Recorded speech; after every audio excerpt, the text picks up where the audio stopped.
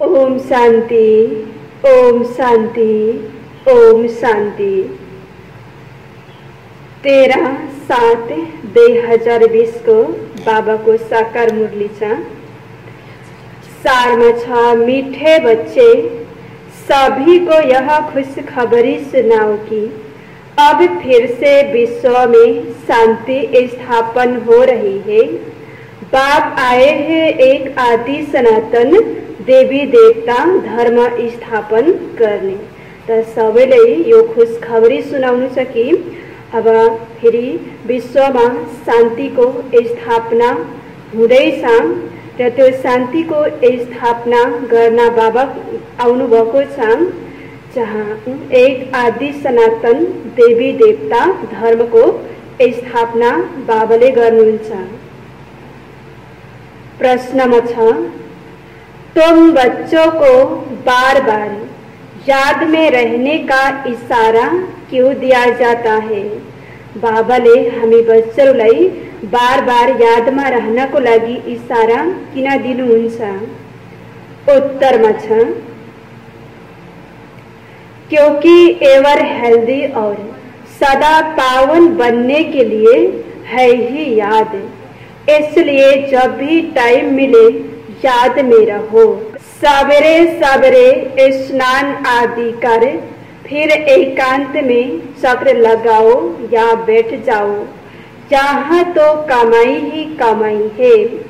याद से ही विश्व के मालिक बन जाएंगे। बाबाले बार बार बच्चहरूलाई यादमा रहनको लागि इशारा दिनुहुन्छ, किनकि यादद्वारा नै हामी सदा पावन र हामी स्वस्थ बन्छौँ।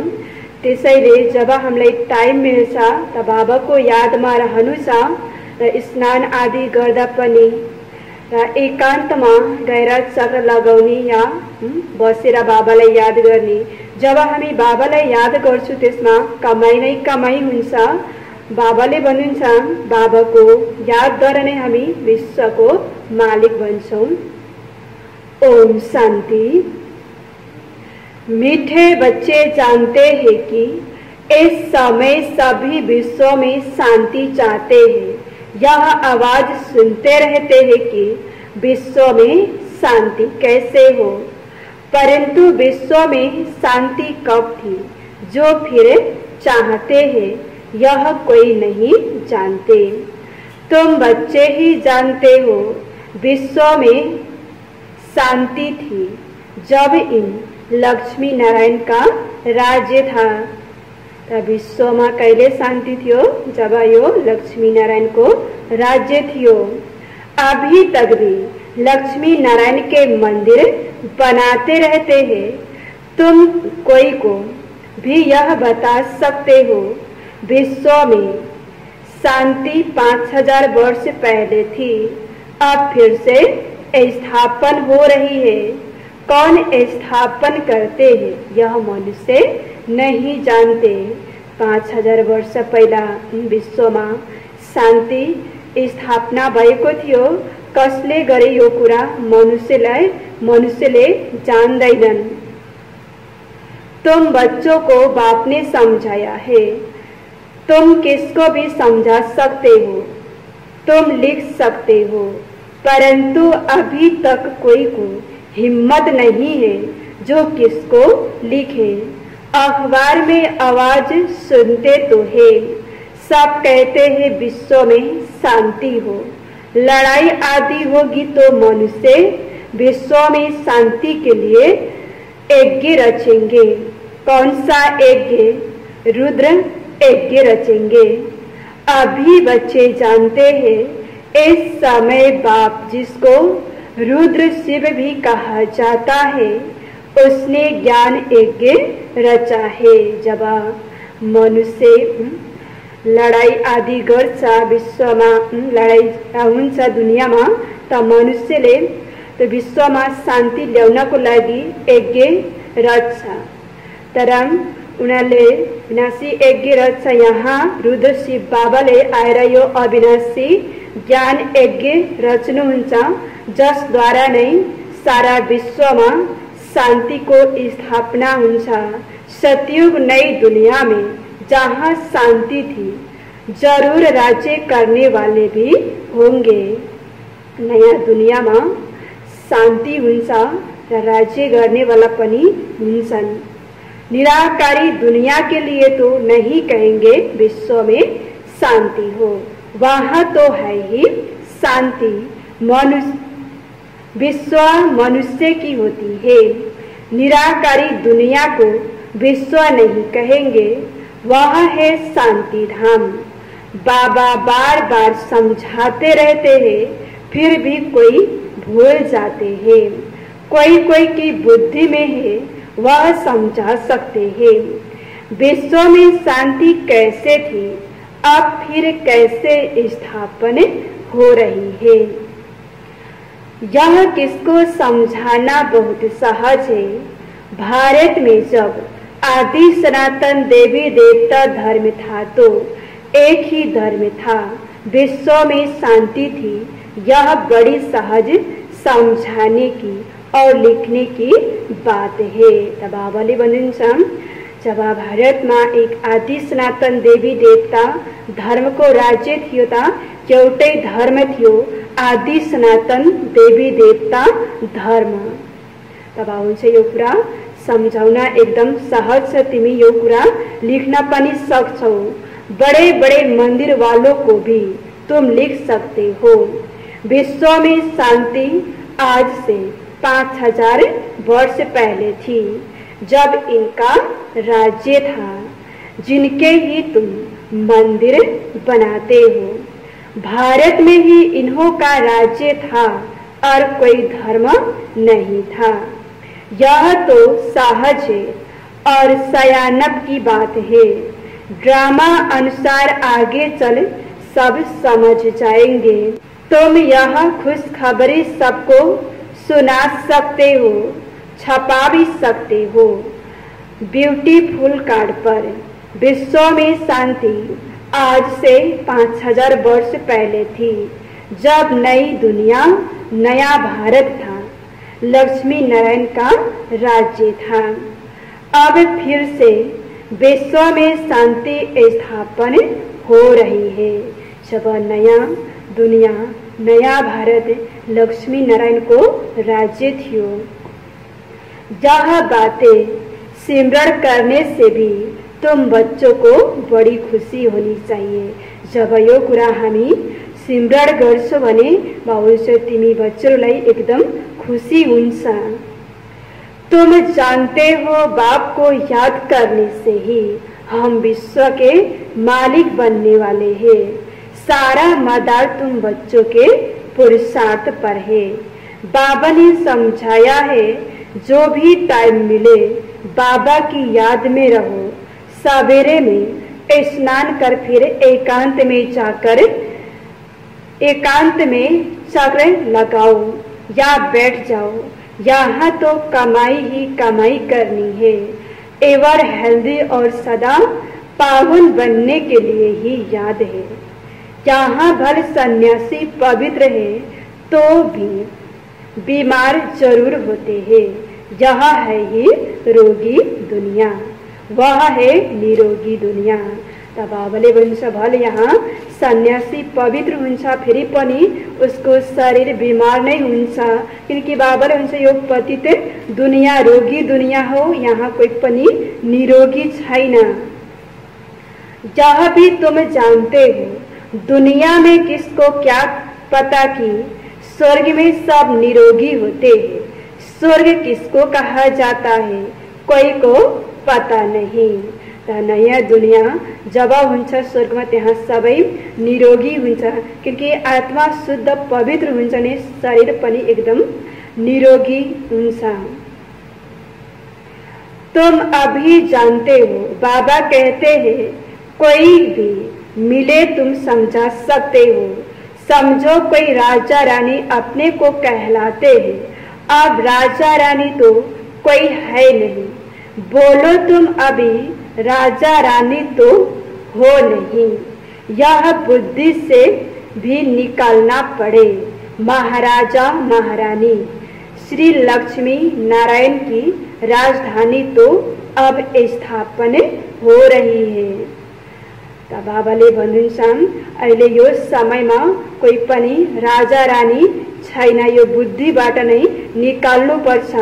तो राजा रानी श्री महाराजा महारानी लक्ष्मी नारायण बन्नको लागि तो राजधानी स्थापना हुँदैछ, त्यसको लागि हामीले पुरुषार्थ गर्दैछौँ। तो जरूर यहाँ कोही भी राजा रानी नहीं होनी चाहिए।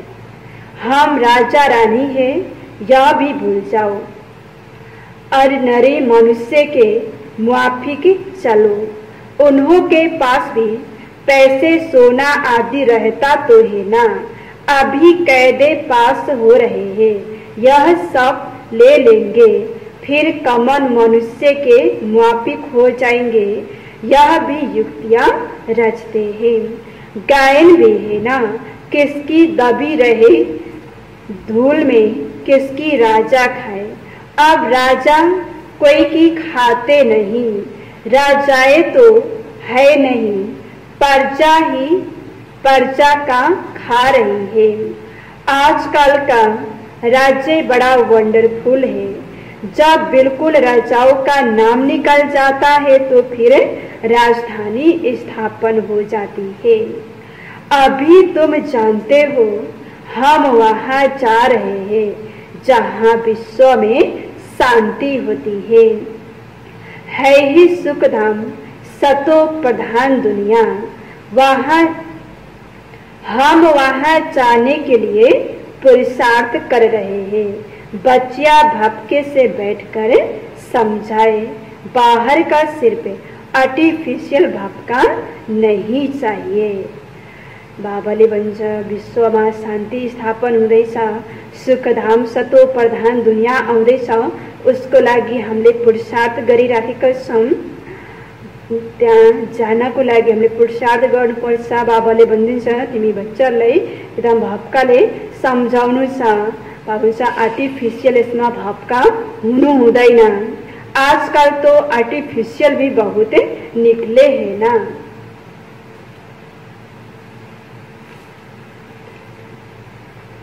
जहाँ तो पक्के ब्रह्मा कुमार कुमारियां चाहिए।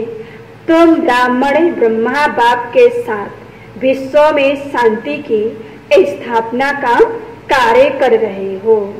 ऐसे शांति स्थापन करने वाले बच्चे बहुत शांतचित्त और मीठे चाहिए, क्योंकि जानते हैं हम निमित्त बने हैं विश्व में शांति स्थापन करने।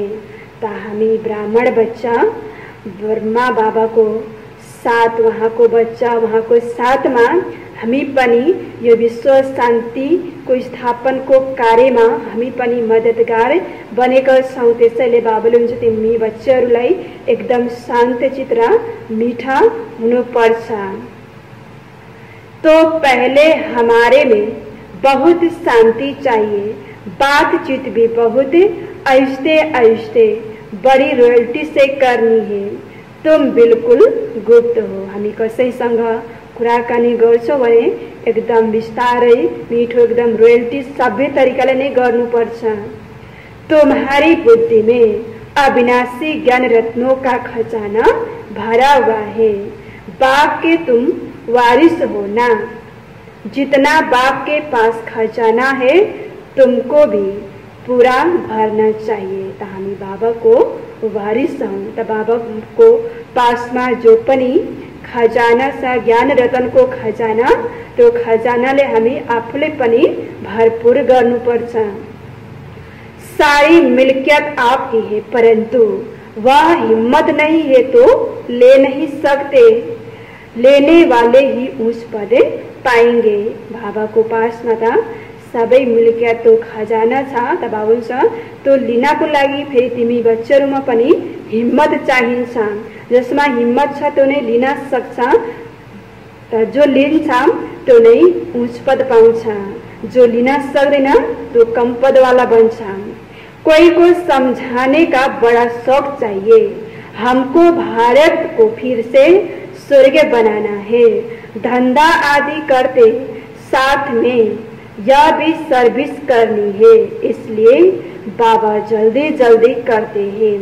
फिर भी होता तो ड्रामा अनुसार है, हर एक अपने टाइम पर चल रहा है।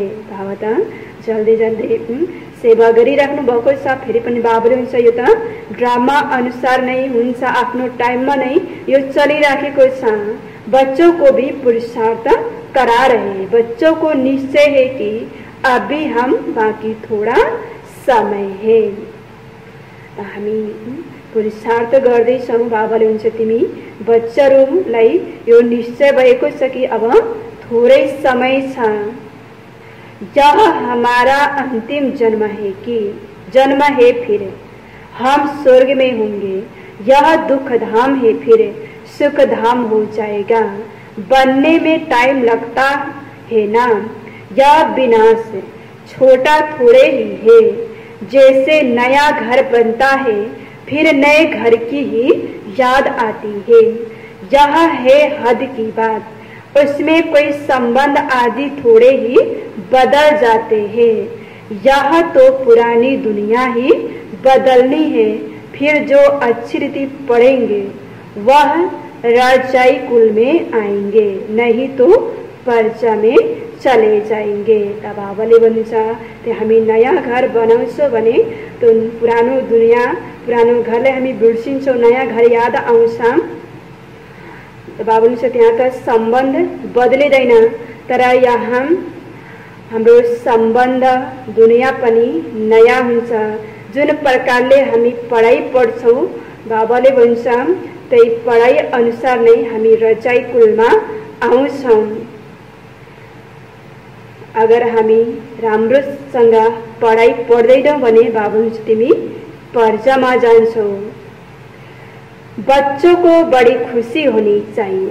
बाबा ने समझाया है 50-60 जन्म तुम सुख पाते हो, द्वापर में भी तुम्हारे पास बहुत धन रहता है, दुख तो बाद में होता है। राजाएं जब आपस में लड़ते हैं, फूट पड़ती है, तब दुख शुरू होता है। पहले तो अनाज आदि भी बहुत सस्ते होते हैं, फेमन आदि भी बाद में पड़ती है। बाबाले भन्नुहुन्छ द्वापरको सुरुवातमा पनि भन्छ धन आदि त बहुत हुन्छ, त्यहाँ पनि सुख हुन्छ, दुख हुँदैन। दुख अहिले नै बाबा भन्नुहुन्छ सुरु भएको छ जब आपसमा राजाहरू मिल्दैन, आपसमा टुटफुट हुन्छ, लडाई झगडा हुन्छ, तब नै भन्छ दुख सुरु हुन्छ। तुम्हारे पास बहुत धन रहता है, सतो प्रधान से तमो प्रधान में धीरे धीरे आते हैं, तो तुम बच्चों को अंदर में बहुत खुशी रहनी चाहिए। खुद को ही खुशी नहीं होगी, शांति नहीं होगी, तो वह विश्व में शांति क्या स्थापन करेंगे। बहुतों की बुद्धि में अशांति रहती है। बाबाले भन्छ धेरैको बुद्धिमा अशान्ति नै रहन्छ। अगर हाम्रो बुद्धिमा अशान्ति रहन्छ भने हामी विश्वमा शान्ति स्थापना गर्न सक्दैनौँ। त्यसैले भन्छ तिमी बच्चाहरूको भित्र यति खुसी हुनु पर्छ। बाप आते ही है शांति का वरदान देने, कहते हैं मुझे याद करो तो तमो प्रधान बनने कारण जो आत्मा अशांत हो पड़ी है, वह याद से सतो प्रधान शांत बन जाएगी। परंतु बच्चों से याद की मेहनत पहुंचती ही नहीं। याद में ना रहने कारण ही फिर माया के तूफान आते हैं। याद में रहकर पूरा पावन नहीं बनेंगे तो सजा खानी पड़ेगी। तब आउँछ कही बच्चों याद को मेहनत पुग्दैन, त बाबा को याद में नहीं माया को अनेक प्रकार को तूफान आउँछ। जो बाबा को याद में रहेर पूरा पावन बन्छ उसलाई सजा खाना पर्दैन। जो पावन बन्दैन सजा खानु पर्छ र पथ पनि भ्रष्ट हुन्छ। ऐसे नहीं समझना चाहिए स्वर्ग में तो जाएंगे ना, अरे मार खाकर पाई पैसे का सुख पाना यह कोई अच्छा है क्या।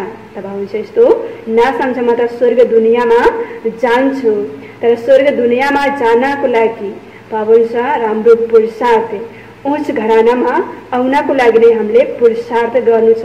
यस्तो हैन कि मैले त पाई पैसा को सुख पाउँछु यो बाबुन्छ नसोचा। मनुष्य ऊंच पद पाने के लिए कितना पुरुषार्थ करते हैं। ऐसे नहीं कि जो मिला सो अच्छा है, ऐसा कोई नहीं होगा जो पुरुषार्थ नहीं करेगा। भीख मांगने वाले फकीर लोग भी अपने पास पैसे इकट्ठे करते रहते हैं। पैसे के तो सभी भूखे होते हैं, पैसे से हर बात का सुख होता है। अब उनसे जो फकीरहरू छ गरीबहरू उनीहरूले पनि पैसा इकट्ठा गर्छ र पैसा इकट्ठा गर्छ सुख पाउनको लागि। त्यस्तै हामीले पनि पुरुषार्थ गर्नुपर्छ। जति हामी पुरुषार्थ गर्छौं हामीलाई सुख मिल्छ। पुरुषार्थ गर्दै गर्दैनौं भने तो राज्य हामीलाई मिल्दैन, हामी उच्च पदको अधिकारी बन्न सक्दैन, तो हामीले सुख मिल्न सक्दैन। तुम बच्चे जानते हो हम बाबा से अथाह धन लेते हैं, पुरुषार्थ कम करेंगे तो धन भी कम मिलेगा। बाप धन देते हैं ना, कहते भी है धन है तो अमेरिका आदि का चक्कर लगाओ।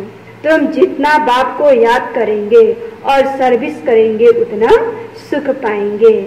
बाप हर बात में पुरुषार्थ कराते ऊंच बनाते हैं। समझते हैं बच्चे नाम बाला करेंगे हमारे कुल का, तुम बच्चों को भी ईश्वरीय कुल का बाप का नाम बाला करना है। यह सत बाप सत टीचर सत गुरु ठहरा। ऊंचते ऊंच बाप ऊंचते ऊंच सच्चा सतगुरु भी ठहरा। यह भी समझाया है कि गुरु दूसरा न कोई, सर्व का सदगति दाता एक है।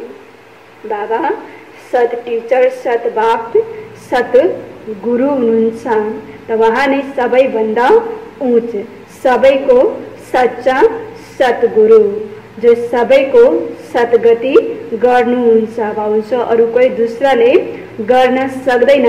यह भी तुम जानते हो, अभी तुम पारस बुद्धि बन रहे हो। पारसपुरी के पारसनाथ राजा रानी बनते हो, कितनी सहज बात है।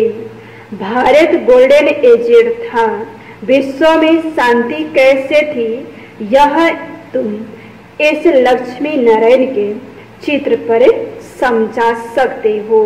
हेवन में शांति थी, अभी है हेल, इनमें अशांति है। जब स्वर्ग दुनिया थियो, स्वर्ग में शांति थियो भाउँछ, अहिले यो हेल दुनिया पतित दुनिया छ तो यहाँ अशांति छ। हेवन में यहाँ लक्ष्मी नारायण रहते हैं ना। कृष्णा को लॉर्ड कृष्णा भी कहते हैं, कृष्णा भगवान भी कहते हैं। अब लॉर्ड तो बहुत है, जिसके पास लैंड जास्ती होती है उनको भी कहते हैं लैंड लॉर्ड। कृष्णा तो विश्व का प्रिंस था, जिस विश्व में शांति थी यह भी किसको पता नहीं। राधे कृष्ण ही लक्ष्मी नारायण बनते हैं। बाबाले भन्नुहुन्छ कृष्ण त सारा विश्वको नै प्रिंस राजकुमार हो, जहाँ विश्वमा शान्ति थियो। राधा कृष्ण नै बाबा हुनुहुन्छ लक्ष्मी नारायण बन्नुहुन्छ, यो कसैलाई थाहा छैन। कृष्णलाई नै भगवान भनेको साथ र भगवान भनेको त सतयुगको श्री कृष्ण भनेको सतयुगको राजकुमार हो, भगवान हुनु हुँदैन।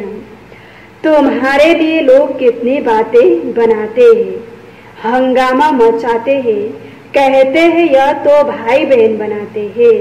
समझाया जाता है प्रजापिता ब्रह्मा के मुख वंशावली ब्राह्मण, जिसके लिए ही गाते हैं ब्राह्मण देवी देवताए नमः। ब्राह्मण भी उन्हों को नमस्ते करते हैं, क्योंकि वह सच्चे भाई बहन है, पवित्र रहते हैं। तो पवित्र की क्यों नहीं इज्जत करेंगे। कन्या पवित्र है तो उनके भी पाँव पड़ते हैं। बाहर का विजिटर आएगा, वह भी कन्या को नमन करेगा। इस समय कन्या का इतना मान क्यों हुआ है? क्योंकि तुम ब्रह्मा कुमार कुमारिया हो ना। मेजॉरिटी तुम कन्याओं की है। शिव शक्ति पांडव सेना गई हुई है। इनमें मेल भी है, मेजॉरिटी माताओं की है, इसलिए गाया जाता है। तो जो अक्षरति पढ़ते हैं वह ऊंच बनते हैं। अभी तुम सारे वर्ल्ड की हिस्ट्री ज्योग्राफी जान गए हो। संस्कृत पर भी समझाना बहुत सहज है। भारत पारसपुरी था, अभी है पत्थरपुरी। तो सभी पारस पत्थरनाथ ठहरे ना। तुम बच्चे इस 84 के चक्र को भी जानते हो। अभी जाना है घर तो बाप को भी याद करना है जिससे पाप करते हैं, परंतु बच्चों से याद की मेहनत पहुंचती नहीं है क्योंकि अलबेलेपन है। बाबाले बदन कि याद बच्चा नहीं पाप करसा फिर पनि कई बच्चों को याद को मेहनत पुग्दैन किनकि अलबेला बच्चहरूमा अलबेलापन हुन्छ, अलबेलामा आउँछ, त्यसैले बाबाले याद गर्न सक्दैन। सवेरे उठते नहीं है, अगर उठते हैं तो मजा नहीं आता, नींद आने लगती है तो फिर सो जाते हैं। अलबेला हुनको कारणले उठे पनि बाबालाई याद गरेर उसलाई मजा आउँदैन किनकि उसलाई नींद आउँछ, अलबेलापन हुन्छ, होपलेस हो जाते हैं। बाबा कहते हैं बच्चे यह युद्ध का मैदान है ना, इसमें होपलेस नहीं होना चाहिए। याद के बल से ही माया पर जीत पानी है, इसमें मेहनत करनी चाहिए। बहुत अच्छे अच्छे बच्चे भी यथार्थ रीति याद नहीं करते। चार्ट रखने से घाटे फायदे का पता पड़ जाता है। कहते हैं चार्ट ने तो मेरी अवस्था में कमाल कर दी है। ऐसा बिरला कोई चार्ट रखता है, यह भी बड़ी मेहनत है। बहुत सेंटर में झूठे भी जाकर बैठते हैं, विकर्म करते रहते हैं। बाप के डायरेक्शन पर अमल ना करने से बहुत नुकसान कर देते हैं। जब हामी चार्ट राख्यो भने बल्ल हामीलाई थाहा हुन्छ मेरो अवस्था कस्तो छ, घाटा भइराखेको छ कि फाइदा भइराखेको छ। हामी त्यो चेक गर्न सक्छौं र आफ्नो अवस्थालाई पनि हामी जाँच्न सक्छौं कि मेरो अवस्था राम्रो बनेको छ या छैन। बाबाले भन्छ कई बच्चाहरूले त फेरि सेन्टरमा पनि आएर बस्छ, कर्महरू पनि नराम्रो गरिराखेको हुन्छ, बाबाको डाइरेक्सन अनुसार चल्दैन, भविष्य त्यसको नै नुकसान हुन्छ, आफ्नै नुकसान गरिराखेको हुन्छ। बच्चों को पता थोड़े ही पड़ता है, निराकार कहते हैं व साकार। बच्चों को बार बार समझाया जाता है। हमेशा समझो शिव बाबा डायरेक्शन देते हैं तो तुम्हारी बुद्धि वहां लगी रहेगी। आजकल सगाई होती है तो चित्र दिखाते हैं, अखबार में भी डालते हैं कि इनके लिए ऐसे ऐसे अच्छे घर की चाहिए। दुनिया का क्या हाल हो गया है, क्या होने का है। तुम बच्चे जानते हो अनेक प्रकार की मतें हैं। तुम ब्राह्मणों की है एक मत, विश्व में शांति स्थापन करने की। आज दुनिया में सबैको अनेक प्रकार को मत छ, सबैको आफ्नो आफ्नो मत छ। अब धेरै मत भएपछि हामी कसको मत मान्ने? बाबाले चाहिँ यहाँ ब्राह्मण बच्चहरूको त एउटै मत छ, हामी एक शिव बाबा को मत में नहीं चलेर विश्व में शान्ति स्थापन गर्दैछौ। जब एकको मत हुन्छ तब नै शान्ति हुन्छ, अनेकको मत भयो भने त्यहाँ भाव हुन्छ अशान्ति स्वतः नै हुन्छ। तुम श्रीमत से विश्व में शांति स्थापन करते हो तो बच्चों को भी शांति में रहना पड़े। जो करेगा सो पाएगा, नहीं तो बहुत घाटा है, जन्म जन्मांतर का घाटा है। बच्चों को कहते हैं अपना घाटा और फायदा देखो, चार देखो हमने किसको दुख तो नहीं दिया। बाप कहते हैं तुम्हारा समय एक एक सेकेंड मोस्ट वैल्यूएबल है।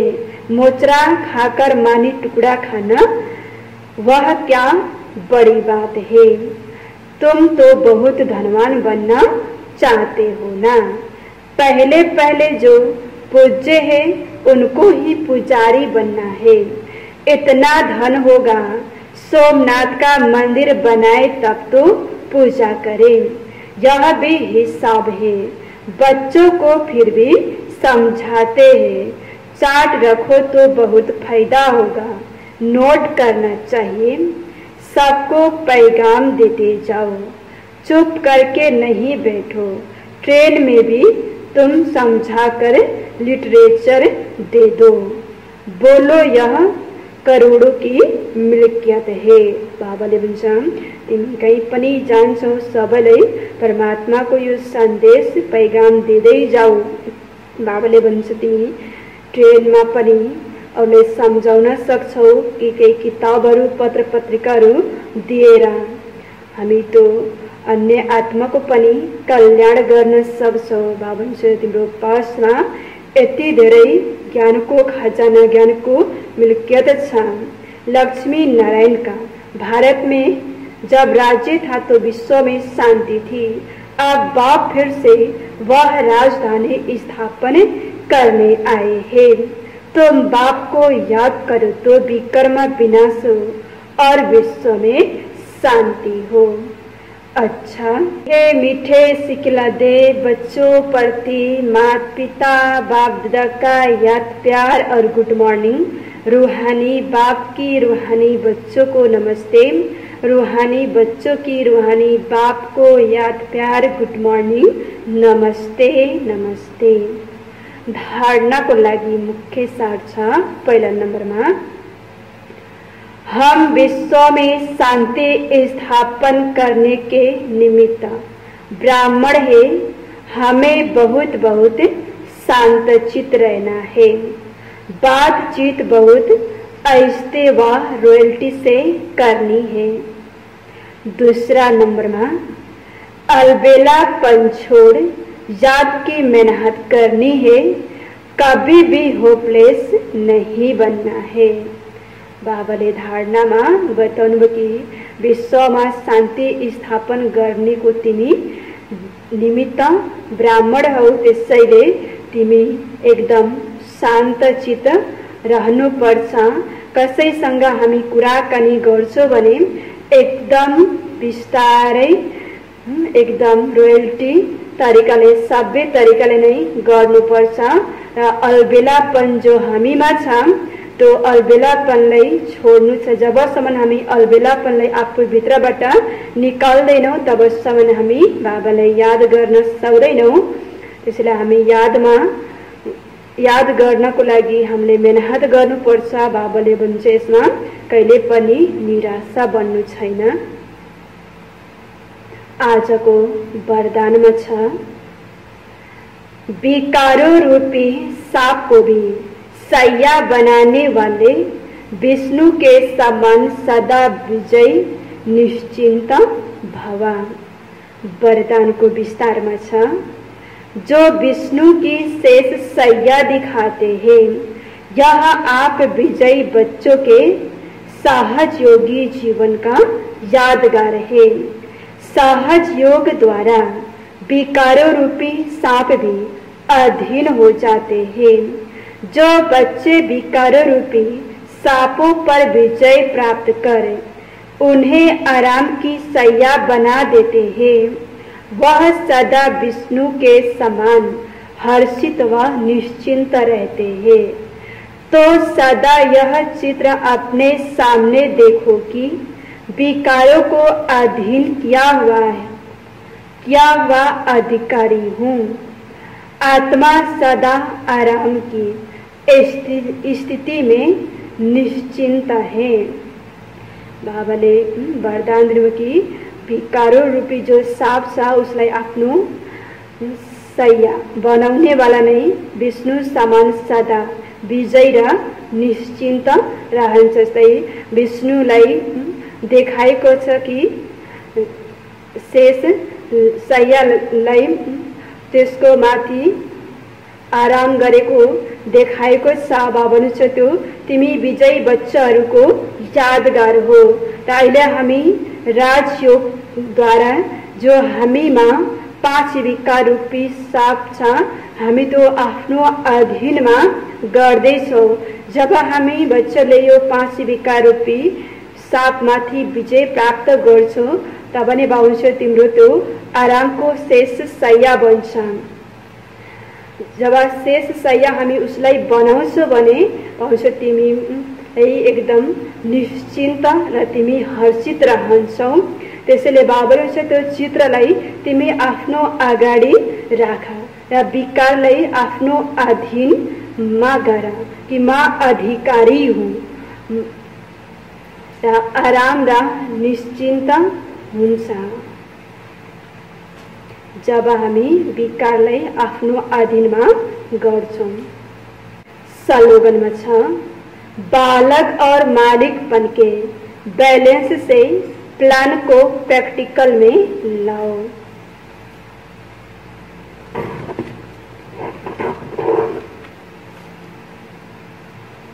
मुरली को सार में थियो मीठे बच्चे सभी को यह खुशखबरी सुनाओगी। अब फिर से विश्व में शांति स्थापन हो रही है।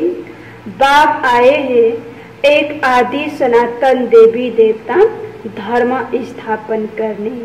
प्रश्न उत्तर में थियो तुम बच्चों को बार बार याद में रहने का इशारा क्यों दिया जाता है? उत्तर में थियो क्योंकि एवर हेल्दी और सदा पावन बनने के लिए है ही याद। इसलिए जब भी टाइम मिले याद में रहो। सवेरे सवेरे स्नान आदि कर फिर एकांत में चक्र लगाओ या बैठ जाओ। यहाँ तो कमाई ही कमाई है। याद से ही विश्व के मालिक बन जाएंगे। ओम शांति।